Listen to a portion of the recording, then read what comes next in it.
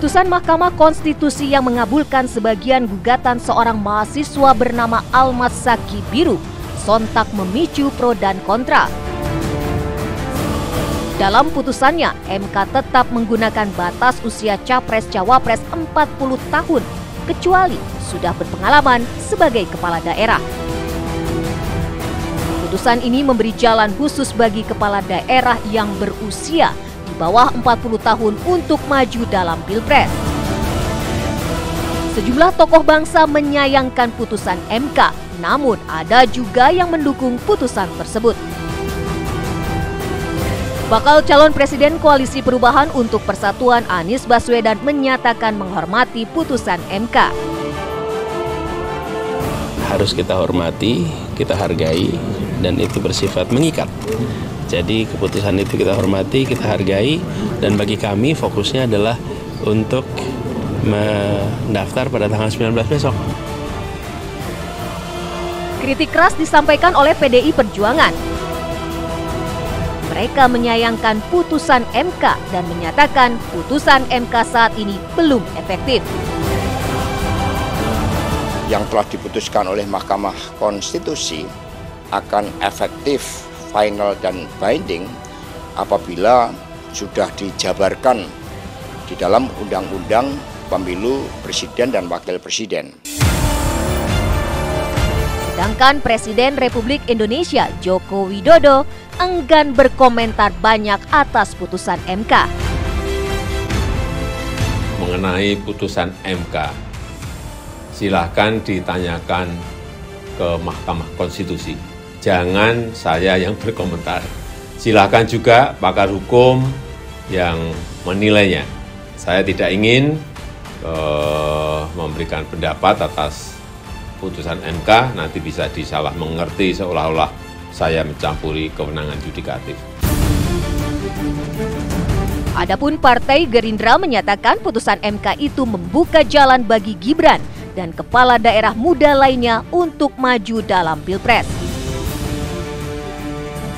Dengan putusan MK ini tidak hanya membuka peluang bagi Mas Gibran, tetapi bagi kepala daerah yang sedang menjabat ataupun mantan kepala daerah yang dipilih langsung oleh pilkada seperti dengan Pilpres, itu juga terbuka kesempatannya untuk bisa menjadi presiden dan wakil presiden. Pakar hukum tata negara Refli Harun menilai putusan MK itu layak dipermasalahkan. Ia menyatakan komposisi hakim konstitusi lebih banyak yang pendapatnya berbeda dan menolak. Seharusnya MK tidak memaksakan putusan tersebut. Banyak aspek yang kita bisa persoalkan dari putusan ini. Tapi yang bikin saya terhenyak adalah ternyata di antara 5 hakim yang mengatakan mengabulkan sebagian permohonan, itu belum sepakat mereka. Sepakat untuk pada level apa saja seseorang itu bisa menjadi calon presiden. Ternyata ada 2 orang yang melakukan atau menyampaikan pendapat berbeda atau istilahnya concurring opinion. Ia juga mempertanyakan legal standing penggugat yang dinilainya tidak jelas. Pakar politik Hoirul Umam menyatakan MK telah menggelar karpet merah bagi putra sulung Presiden Jokowi, Gibran Raka Buming Raka untuk maju dalam Pilpres 2024. Dengan penambahan klausul pengalaman sebagai penyelenggara negara, terutama menjadi kepala daerah di level kabupaten atau bahkan wali kota, maka hal itu akan memberikan kesempatan yang terbuka bagi Gibran.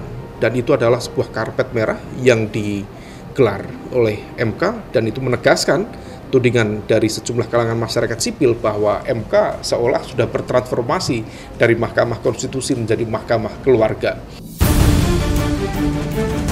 Dari sejumlah nama yang berpotensi menjadi cawapres di kubu Ganjar dan Prabowo, Gibran merupakan satu-satunya figur yang usianya di bawah 40 tahun.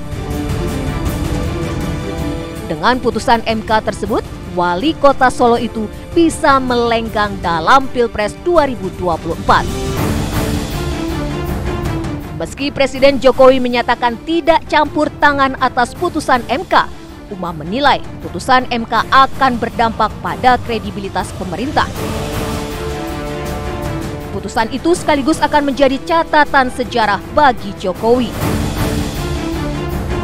Akankah karpet merah dari Mahkamah Konstitusi mengantarkan Gibran Raka Buming Raka maju dalam Pilpres 2024 nanti?